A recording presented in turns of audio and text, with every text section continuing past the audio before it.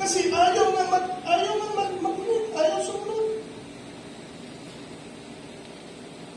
For I am come to set a man at variance against his father and the daughter against her mother, and the daughter-in-law against her mother-in-law.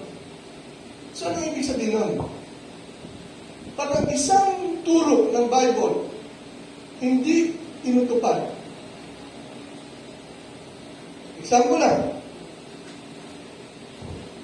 Yung